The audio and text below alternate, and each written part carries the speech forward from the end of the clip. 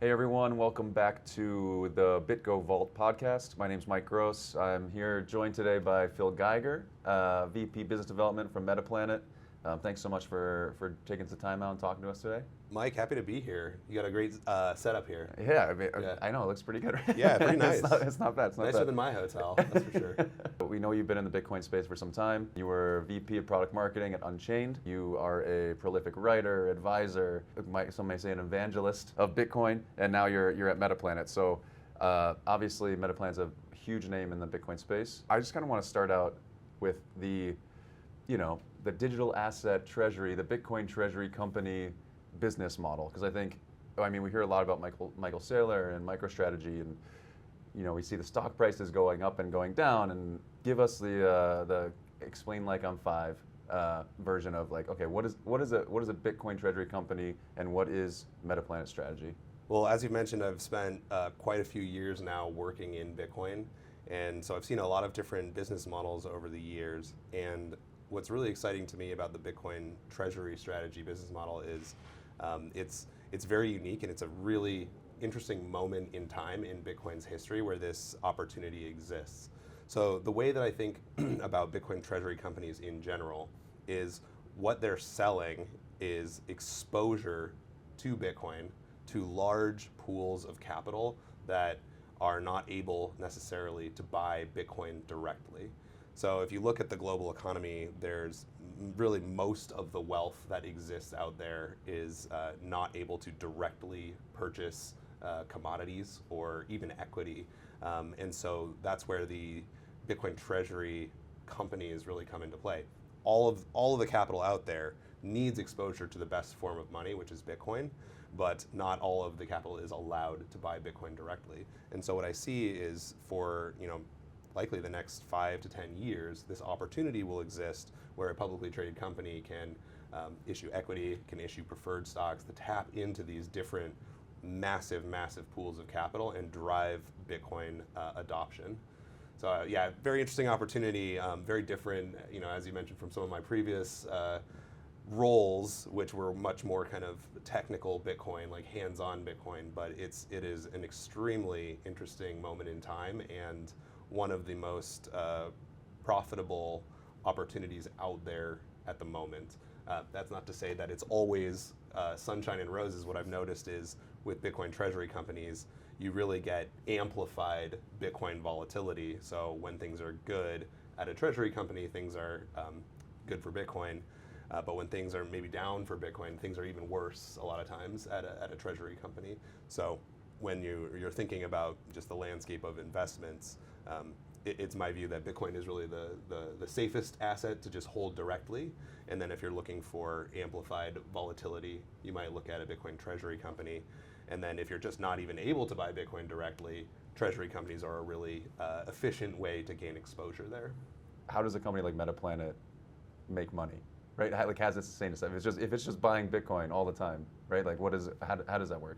Well, we make money in a few different ways. And maybe for the listeners, the history of Metaplanet is that it used to be a hotel company in Japan and really Asia, a budget kind of business hotel chain. And after COVID happened and the lockdowns happened, it really impacted the business model, and they needed to make a pivot. So in 2024, they pivoted their strategy away from hospitality and into Bitcoin, following in Michael Saylor's footsteps, who at that point had really, I think, proven that this opportunity exists. Now, Metaplanet is definitely different than strategy in a lot of ways. So strategy has an entire business intelligence suite of software that is there, also some income generation, some revenue. We still have one hotel. It is profitable. It does well in Tokyo. You can go and visit it. It's not a super fancy hotel, but it is still there. But really the primary way that we're generating revenue is through our Bitcoin income generation team. So we might issue equity, we raise money, and then we trade Bitcoin's volatility, and at the end of the day, the Bitcoin makes its way into the treasury where it's held for the long term. And going through and trading Bitcoin's volatility before the Bitcoin lands in our treasury generates significant revenue for the business. Now, that's not the only thing we're doing. So we are still expanding our suite, but we have a few exciting announcements that are coming up this year. I talked a little bit about this yesterday, but we have a credit card that we're hoping to launch. We own Bitcoin.jp, which is a domain that's really, I think, retail focused. There's great analytics on Bitcoin.jp. There's interesting articles, and we're going to be expanding the offerings on Bitcoin.jp. Metaplanet really just wants to be Japan's, source for Bitcoin education, products, services, and Bitcoin itself. But we're definitely building towards that. But at the moment, the Bitcoin income generations team is really our primary revenue source. How does the regulatory environment differ for that? Right, we have there's between the U.S. We'll say the U.S. and Japan. Is there a cultural barrier? Is there a regulatory difference that you've had to deal with? One of the most interesting challenges for me working at Metaplanet so far has been navigating the Japanese regulatory environment. Japan was historically one of the earliest adopters of Bitcoin. So Mt. Gox, the original Bitcoin exchange, I think there were a handful, but it was the biggest original Bitcoin exchange, was based in Tokyo. Mt. Gox collapsed in 2013 very famously. And after the collapse of Mt. Gox, I think the Japanese regulators were rightfully looking into this thing and trying to make sure that they can protect the Japanese citizens. So they established some pretty rigid regulatory framework at that time, and it's been essentially in place since then. Now, there's absolutely some benefits to that. During the FTX blow-ups in 2021, 2022, the Japanese FTX investors were made whole, first and foremost, thanks in large part to the regulatory environment there. But it does also slow down products and services that can make their way to Japan. So that is definitely a challenge that Metaplanet is facing, but we're working really closely with the regulators. And I think Japan's regulatory environment is absolutely shifting. So there was a recent election there.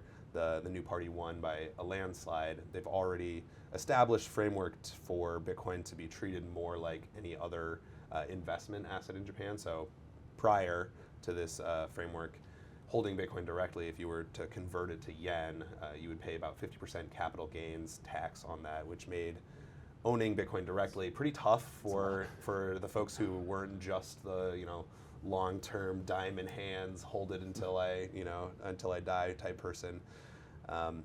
Which was another reason why Metaplanet was a great opportunity for them. If you buy shares in Metaplanet, it's taxed very normally, like you would be taxed for buying any other equity. But 2028 is when the tax laws change around Bitcoin in Japan, and it will be treated much more similarly to other assets in Japan, which should, I think, open up dramatically people's access to it, which I'm very excited about. How does Metaplanet's strategy different from MicroStrategy's, for example? What makes them different? Is it strictly the regulatory environment? Is it the actual strategy itself? One key difference for us, for Metaplanet, as opposed to strategy, is in fact the fact that we trade Bitcoin's volatility before the Bitcoin makes it into the Treasury. So it's our income generation strategy. We have the immense benefit and really gratitude towards Strategy and Michael Saylor for what they've done, but they've really paved the way for other companies such as ourselves. And what's amazing about being a follower is that you get to learn from some of the missteps that the leaders have made. And Michael Saylor and Strategy have been immensely successful, so they've made very few. But we have adjusted our strategy just slightly to take advantage of the learning. So I think another learning that we have is we're also going to be issuing or hoping to issue preferred stocks in Japan. The big one that we're most excited about, or I'm personally most excited about, is Mars, Metaplanet Adjustable Rate Security, which is our stretch equivalent. So we're going to start with what we believe to be the best product market fit, as opposed to watching Saylor going through the process of issuing all of the different preferred and learning that really stretch was the cream of the crop. So we get that benefit of starting with Mars, and I think another really key differentiator is, we have, because we're in Japan and because we're already a publicly traded company, we've made it through the Japanese regulatory process, and we're very familiar with doing business there and working with the regulators, and that's actually a massive competitive advantage. It's just very tough to break into, I think, the Japanese market if you're a Bitcoin company. You mentioned like maybe some missteps of like, obviously like blazing a trail is difficult. Maybe I'm putting you on the spot, but like, can you point to any missteps that MicroStrategy made that Metaplanet was able to learn from? Just watching, the release of the different preferred stocks. So there's STRD, there's STRK, there's Stretch.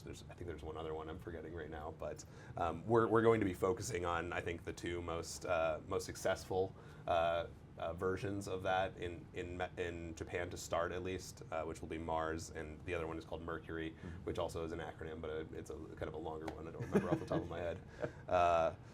And Mercury is our STRK equivalent.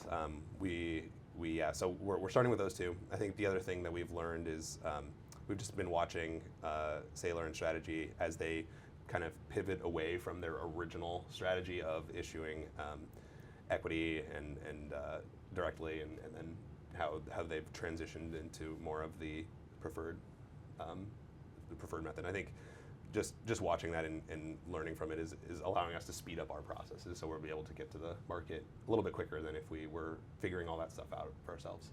Of course, and the expanding the product suite as well, as you're talking about, like potentially going into retail. And yeah, that's maybe another major benefit. Thanks for bringing that up. Yeah. Is as I mentioned, Strategy has a very it generates a lot of revenue just from the software that it has. Actually went to Strategy World a couple of months ago, and the conference was very split between Bitcoiners and intelligent software folks, and got a few good orange pill sessions in with the business intelligence software guys. Yeah, we don't generate nearly the same amount of revenue from the hospitality business, and so we have the opportunity to figure out kind of more Bitcoin aligned products and services, and then we also get the benefit of looking at great companies like BitGo and other great Bitcoin companies in the U.S. and figuring out kind of, hey, what's going to be our go-to-market in Japan for bringing more of a suite of Bitcoin services there. Have there been any lessons learned that maybe, like, as there are other digital asset treasury companies, as there are Bitcoin treasury companies, that you think that they'll learn from what you all have? Yeah, I don't know. I think Japan is so unique that it's hard for other international companies to really learn from us. I know there's other folks internationally are also kind of acquiring really solid Bitcoin domains to try to bring more Bitcoin services to their country, which is great to see. That I'll call that maybe a learning that we shared with them. The other thing is, I think we've just had. It's funny, Bitcoin's right now hovering at around $80,000, which I've been in Bitcoin for a while now, so $80,000 is, I think, an incredible price, but it's very much a bear market in 2026. Yeah. So running the Bitcoin Treasury playbook is very challenging during a bear market cycle. As I mentioned earlier, it's kind of like amplified Bitcoin. So when Bitcoin's doing well, Bitcoin treasury companies are doing great. When Bitcoin isn't doing so well, a lot of the Bitcoin treasury companies get hammered, and that's what we've seen in the market right now. I think a lot of the arguments against Bitcoin treasury companies is that it's not a sustainable business model. It's not there can't be too many companies running this playbook, and I think that's partially true. Like, I think I come at it from a fundamental standpoint. Bitcoin, to me, is the best form of money. It solves all of the problems that the world has with gold, which is, I think, the second best form of money. It solves a lot of the problems of the dollar. And so fundamentally, every individual, family, government, business will need to do business with the best form of money at some point in time. And I don't know exactly when it's going to happen, but the trajectory, in my view, continues to look like that it is happening. It's in the process of happening. So more and more companies are going to adopt Bitcoin in one form or fashion, whether it just be accepting Bitcoin as payments or establishing a Bitcoin treasury or earning interest on the dollars but paid in Bitcoin.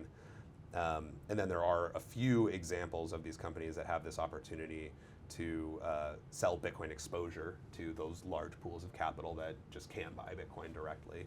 But it's all kind of in the process of Bitcoin becoming the world's money. So yeah, really, it didn't unravel the way that I maybe had anticipated a decade ago or whatever, but it is very entertaining. Speaking about the world's money, I mean, there's obviously Lightning Network, which is like, right, like basically like enables payments to be real for Bitcoin. Do you see things like that are like where we have, you know, I mean, there's word of like stablecoins coming to Bitcoin. There's Lightning Network, right? So how do you see that kind of fitting into what you were just talking about? Well, there's a lot of great teams that are building on top of Lightning Network, building unique protocols. I know about a year ago, Tether announced that they're starting to move towards Lightning Network. I know a lot of the other stablecoin issuers would much prefer to be on Lightning Network for the security assurances that Lightning and Bitcoin guarantee, as opposed to, I think some of the other platforms change very rapidly, and it can make it really risky to issue stablecoins. I think stablecoins in general, I think they're a natural and opportunistic thing during this transition period as the world moves towards Bitcoin. I think it's for a large number of the population, it's an easier pill to swallow than going straight from maybe the dollar to Bitcoin as your form of money and everyday payment use case. So I think the stablecoins are they're really interesting, especially in the ones that are able to kind of get around some of the restrictive regulations in different countries, and that's where I think some of the most interesting use cases are coming out. I'm not condoning them necessarily, but just from a educational or a scholarly pursuit, it's interesting to see how that's all unfolding. I do think that the risks of stablecoins are not priced correctly in the market. We've seen many examples so far of stablecoins that have collapsed, and in a lot of ways, they're kind of built on the very tippy top of the fiat kind of pyramid, where there's many layers of counterparty risks when it comes to stablecoins. So I think, for me, a couple things, in 2021, 2022, that's when we saw the Terra Luna stablecoin, which was supposed to be algorithmic and whatnot. That collapsed and went to zero. During that time period, and maybe a little bit less popularized, we saw some U.S. stablecoins that were could have been severely impacted by the bank failures that happened. Silvergate, SVB, and Signature. Thankfully, they were able to avoid it. But all the stablecoin issuers are working within the fiat system and are just kind of like another counterparty on top of the system that we have built. Now, would I prefer to see them built on Bitcoin versus another platform? I think so, as long as it doesn't mess with Bitcoin's decentralization properties and the fact that Bitcoin continues to decentralize over time. I think it's totally fine to be building these things on something like Taproot or Lightning Network, and I talked to a lot of founders that are very excited about it. For me personally, I just love Bitcoin itself, I'm a purist, but I do love routing Lightning payments around and playing with all the technology. So, and there are many people out there that are benefiting a lot from stablecoin usage and being able to jump into maybe a US dollar equivalent when their local money is not doing so well. But yeah, there are risks involved in that. So it's just something that I like to bring to attention to. I love hearing about when people talk about stable coins in a way that it's like, they're like, well, are they stable? It's it's it's funny you say that. Stablecoin it's a very great branding. Exactly. I heard you're in product marketing, so stablecoin is a great branding. But if you measure the value of a stablecoin using Bitcoin as your denominator, it actually crashes at the exact same rate that the US dollar has crashed against Bitcoin. So not particularly stable if you're using Bitcoin as your unit of account. Now nobody's going to go out there and tell you to start using Bitcoin as your unit of account and kind of baseline, but you start to learn a lot about real returns if you do that, in my view. So yeah, that's funny. I think particularly think the dollar is stable. I feel like things keep increasing in price in the dollar, but that opinion's not yet popular. Your kids will love it. Actually, this is a great segue because I think we were talking a bit before about how you got into Bitcoin. You studied economics, right? Yes. Can you kind of like walk me through what you were saying before about, in economics class, they didn't teach you about money. Yeah. Okay, yeah. So can you kind of talk about that, your philosophy on that, and like how that kind of got you to this conclusion? Sure. Well, I think growing up, I was just interested in psychology, how people think, how people act, how the world works. Just tried to understand that, why people make decisions, and so I kind of fell into economics as a way to help me understand that. I got a very Keynesian understanding of economics, so it was a lot of assumptions, a lot of algebra, and things that in my mind didn't really pass like a gut check. And so I graduated and moved careers entirely and went into health tech for about 7 years. But during that time, that's when I discovered Bitcoin, and I was fascinated by it. And I was trying to figure out like, hey, what's the best way to describe and understand Bitcoin? Because this should be, and I still think this, it should be one of the most talked about, studied things in economics. Like, it is a real-time global market test of an asset that is monetizing. But the problem is that in a lot of the Keynesian world, like this idea of an asset monetizing doesn't even mesh with the worldview. Like, you don't learn about money itself a lot of times in Keynesian economics. You learn that money is there, and you can adjust the supply and demand. The government or a central bank can adjust the supply and demand in order to meet the needs of economy or increase aggregate demand.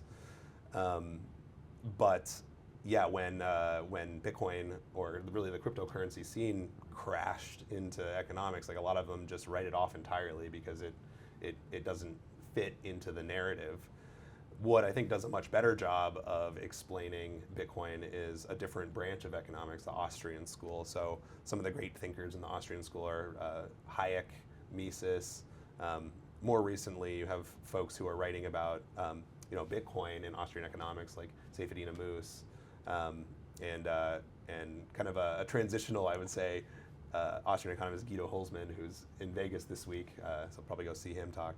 But they write about like what makes a good form of money versus a bad form of money. They write about the competition of money out there that exists, and I think we can just see that in the cryptocurrency space. Like it's an explosion of competition among monies, and while they don't necessarily pick a winner and say like, hey, Bitcoin is the one thing that we know is going to win, they're much more open-minded to studying this whole phenomenon. And I think it's from an economic standpoint, I can't imagine something more important to be studying right now than the world rapidly shifting into a new monetary standard. I don't know where we started on that question. I know. I just started going. Yeah, no, it's really good, and I really I think it's super interesting. Also linking economics and psychology. Yeah. Right, because like I don't hear a lot of people kind of link these together. Where I mean, like, right, just simple supply demand is essentially it's psychological, right? It's like. Right, like there's market sentiment, psychological. There's like you look at Bitcoin, right? Like there's this decentralization, and there's comfort in the decentralization. There's this trustless. There's no need for trust. There's no I just haven't really heard anyone really kind of link them together, and I think that it's super fascinating. Yeah, and it's funny, working in. I worked in marketing previously, and marketing is a lot of times about tapping into those psychological moments and figuring out. What you can do to nudge people towards taking some action. And the Austrian School of Economics, I think, also does a really good job of laying the groundwork for understanding just how humans act. Humans definitely don't act logically all the time, certainly not. And the good ones start off by saying that. But you can form some kind of logical deductions just based off of the fact that every human out there acts for some reason, right? Every human acts meaningfully. And from that, you can really start to develop like a framework of how an economy works. And I think adding some psychological elements into it has just been fascinating for me. It's what I like to study in my free time. So No, I mean, it's super fascinating. Yeah. And again, this is a great segue too. Also, because I know you're very dedicated to education, right? So Bitcoin education, you're an advisor on the Bitcoin Scholars Fund. Can you explain what that is first, and then why this education is so important to you? So I guess maybe I'll talk about the chip on my shoulder first. Yeah, let's go. So growing up, and going to school, I never got this fundamental education about, hey, like, what is money? Why is it important? Why does everybody work every day of their entire lives to earn more money? Why do we trade in this token? If I want a cup of coffee and I don't make something that the coffee shop owner wants, like, how come we can use this money in order to make a transaction? It's a super fundamental, critical piece of infrastructure for human civilization, and it's not very well articulated in any of our learnings today. So I like I said, growing up, I never had any basic fundamental knowledge about the properties of money, why the world moved from gold to the dollar, what money's failed over time. And I think it's just at some level, it's a more fundamental form of communication, money, than verbal or written language. Like, you can actually interact with another society and communicate with them using money without knowing their language at all or culture, right? You can buy things and sell things, and that is a form of communicating value. Like, I value whatever thing you're producing, and I will exchange this form of money for that. So in order to build a functional civilization, I think it's just critically important that people have a baseline understanding of the fundamentals of money. So that's the chip on my shoulder. Now I've known, so I'm working, I'm on the board of Bitcoin Scholars Fund, which is a new nonprofit organization, 501c3. They just announced that they received their 501c3 today, so that's a big milestone. Yeah, thank you. I learned about this opportunity through a financial planner who works in Bitcoin. His name's Jesse Gilger. He's a senior advisor at Gannett Wealth Advisory, which is an Unchained affiliate company that does financial planning for Bitcoiners. And he goes through all the new tax credits and laws and pulls out interesting things for his clients to make sure that he's helping them prepare and optimize for the taxes. And he discovered this really fascinating tax credit that starts in 2027, where essentially every federal taxpayer can receive a dollar-for-dollar credit up to $1,700 if they donate that to a qualified scholarship granting organization. And a scholarship granting organization is just a nonprofit organization that's designed to issue scholarships to students. So when I heard that, my jaw dropped, because Cool. I've never heard of a tax credit that essentially allows you dollar for dollar to just divert money into a cause you care about. And I went and talked to Lisa, Jesse and I went and talked to Lisa Nygett, who runs Base 58 School for Protocol Engineering. She does Bitcoin Plus Plus conference. She's a Bitcoin engineer, really brilliant person. And she was like, let's do this, let's form this nonprofit, and the rest is history. Yeah, so really the goal of the organization is to raise $21 million in 2027 for K through 12 Bitcoin and financial literacy education. And it's using this tax credit, so essentially at zero cost to a taxpayer, they can choose to fund the kids instead of funding our next escapade in the Middle East, if that's what they're passionate about. Amazing. Yeah. I love this a lot. I don't want to say like the true acceptance of Bitcoin, but like the proliferation of Bitcoin to truly be like central to the global economy. Yep. Do you think that comes from these like kind of grassroots movements, kind of like where you're educating the youth, where you're like teaching them financial literacy? Do you think that's more important, or do you think they're like a company like like a Bitcoin Treasury company, right? Like, do you think there's more of these will further that initiative? Like, or I mean, obviously it's a combination, but yeah. What do you think? What I love about Bitcoin is there is no central authority telling you like, hey, here's the next thing that we have to do in order to gain adoption. And so Once you start understanding that Bitcoin is decentralized, there's no phone number you can pick up and call. There's no CEO to get mad about. It really empowers you as an individual to take the project on as your own project and push it forward in ways that you feel will be the most impactful for its growth. So, I mean, it's very funny. Like, I've now worked in multiple different sectors in Bitcoin. So at Unchained, it was doing kind of financial services for long-term Bitcoin holders, very similar in a lot of ways to BitGo, but where people can hold their keys. So it was teaching the technology of it. It's teaching why you want to secure it using multi-sig and with keys distributed and so on. With Metaplanet, it's kind of it's attacking more at the broader financial level, sort of the Wall Street level, where it's like, hey, everybody needs exposure to this thing and you guys don't have access to it, so here's an alternative.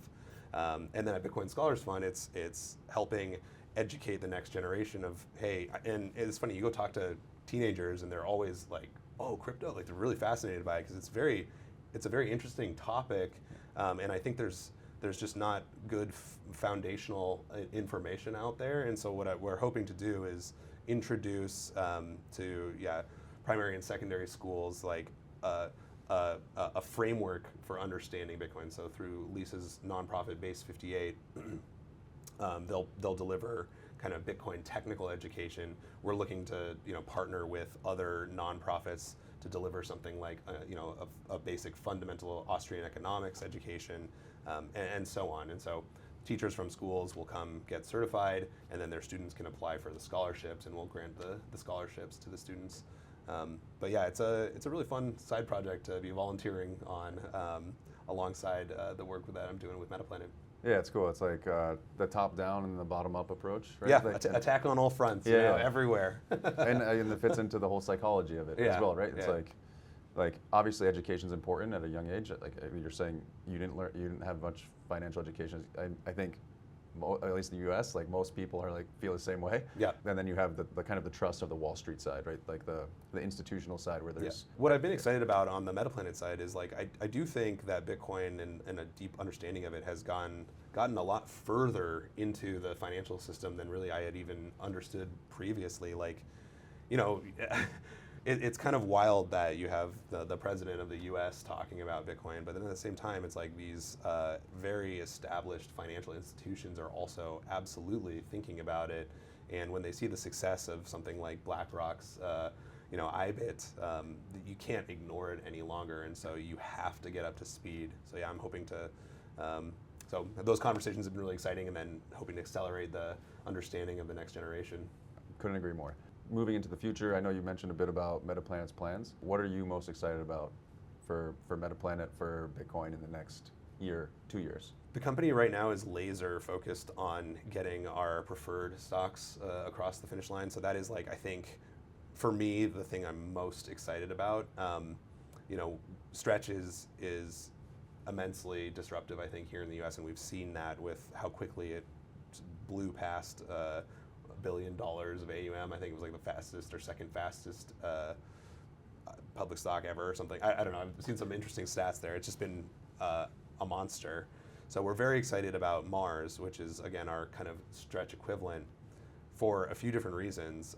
Japan itself is a relatively yield-starved country, so it's a super large economy, but for the average person, they're getting maybe 0.5% interest on their cash that's sitting in a bank account, or they're making a couple percentage yield in a fund that's money market fund or something like that. But with Mars, we can issue it at around 5%, which is less than half of the cost of capital for the U.S. Stretch is currently at 11.5%, so we can issue it at 5%, and it'll be even more disruptive at 5% than 11.5% is in the U.S. So I think the opportunity there is absolutely massive, and yeah, we want to just, of course, do it the right way and do it through engaging with the regulators and making sure that we're doing everything according to the local laws. But that's, I think, our top priority and the thing that I'm most excited about with Metaplanet. Other things that are additionally exciting is just how we're expanding our offering to our shareholders. So we just recently announced that we have over 250,000 shareholders in Japan, which is 1 in 500 Japanese citizens, and that number has essentially doubled in 6 months, while our stock price and Bitcoin has been decreasing in value. So it's a really great sign, and we've really tapped into, I think, the culture and the zeitgeist in Japan. And so we want to be showing our thankfulness for the people who have joined the mission. We released a really cool shareholder benefits program, which has, I think, over 15 great benefits that shareholders can participate in. We're doing in-person events in Japan, issuing more products and services targeted towards them that I'm really looking forward to. I love the point about, even though, like, right, as maybe as a price moves, it actually becomes more attractive to some investors. They're like, oh wait, this is like, in a weird way, psychologically, right? Buy the dip. Yeah, we keep talking about psychology. Right? This has been great. The conversation's been awesome. I do have one question. I did look you up, and I saw that you went to Syracuse. Yeah. So I was wondering if that's why you started liking orange. Okay, so very funny story. I did go to Syracuse, graduated, and then discovered Bitcoin about 5 or 6 years later. Yeah, 5 years later. Then when the orange tie movement came around, I looked in my closet and I was like, oh sweet, I have an orange tie already. So I didn't have to go buy an orange tie. I was an orange tie hodler before Michael Saylor popularized it. Before it was cool. Yeah, so thanks to Syracuse. Wow. All right, so you're the trailblazer. Maybe. I don't think there's any photos of me wearing that orange tie. I don't know why I had it, but I was like, oh, great. You never know when you'll need an orange tie. We'll need it now, especially. Yeah. Awesome. Well, thanks so much for your time. It was a great conversation, and we'll talk to you soon. Yeah, this has been great.